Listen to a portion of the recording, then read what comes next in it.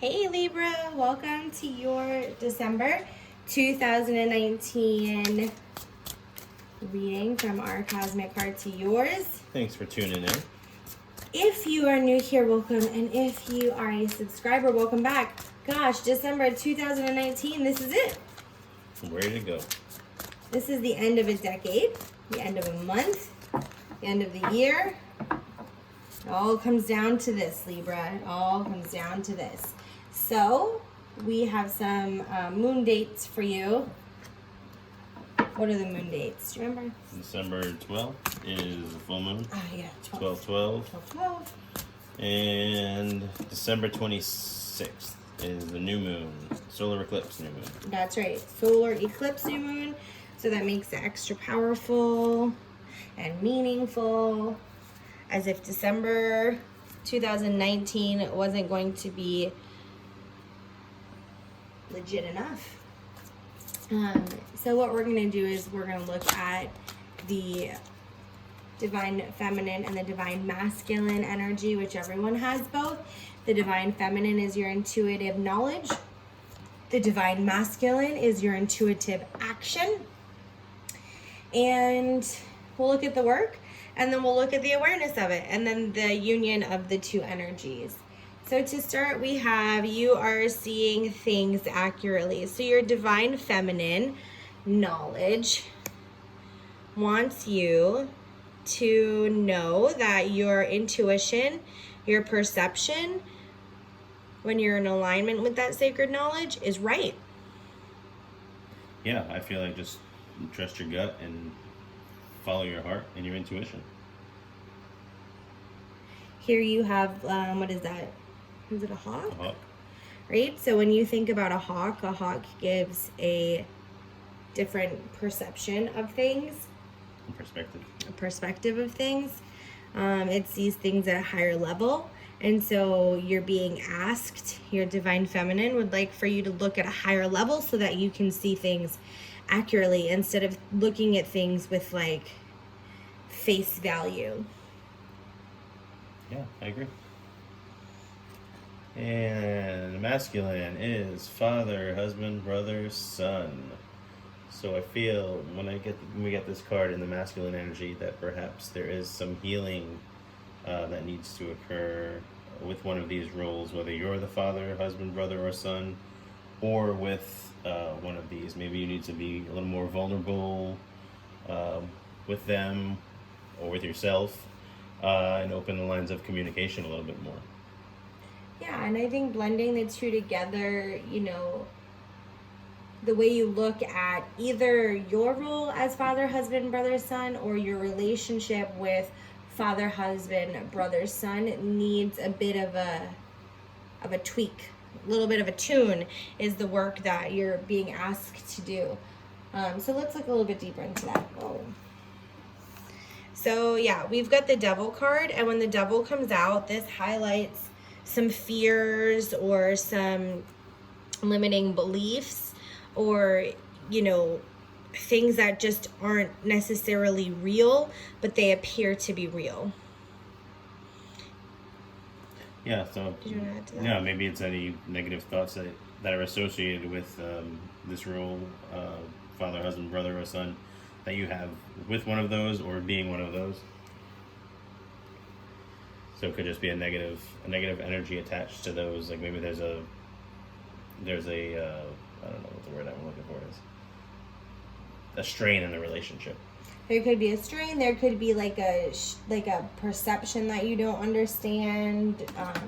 Hallelujah. And I would say it's probably a little bit of the, you know, the strain is probably coming from your perception of things, the way you're looking at them, and then the part about maybe not understanding why some things happened the way they did. The Three of Wands is about learning that and learning more about yourself and really using this experience or this resistance with the father, husband, brother, son role to teach you something. Yeah, I feel like maybe there's more to the situation than you actually know or have seen with your own eyes. All right. Why don't you take that last one so I don't have to stretch my arm? King of Cups. I'll hold it if you want to. So I feel like perhaps there needs to be a little more confidence in the relationship. Perhaps you don't feel like you can rely on this role or be relied on as this role, and there just needs to be a little more trust in yourself with this particular role. Yeah, the King of Cups is definitely a confident lover, someone who's confident in their relationships. And I think that whatever has shaken you up, either in your role, again, I feel like saying it 100 times, but either in your role as father, husband, brother, son, or your relationship with either father, husband, brother, son, or all, has kind of shooken your confidence in that relationship or yourself in that relationship. And so the only way to shift that and to take these limiting beliefs, the devil card, is to really see it from a different angle, to really see things accurately, and from a higher perspective rather than at face value of the things that has happened.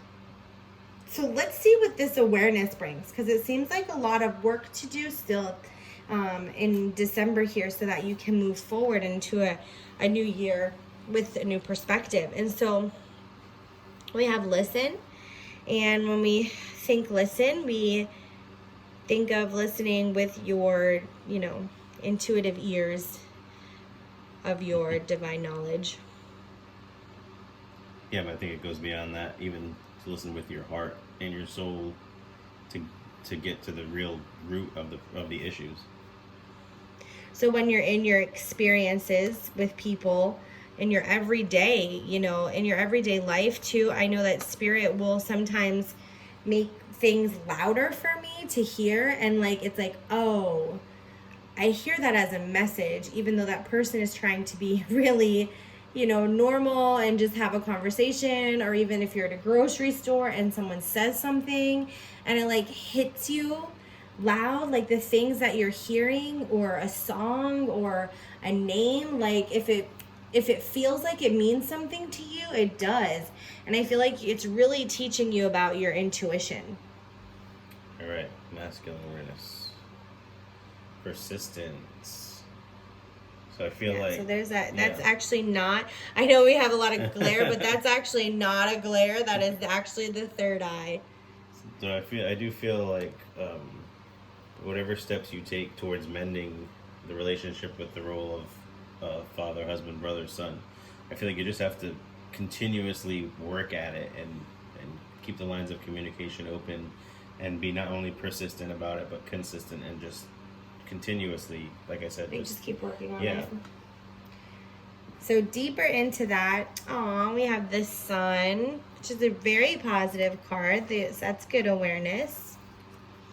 And then we have Four of Shells. Four of Shells. For the love of all things. And the Page of Acorns.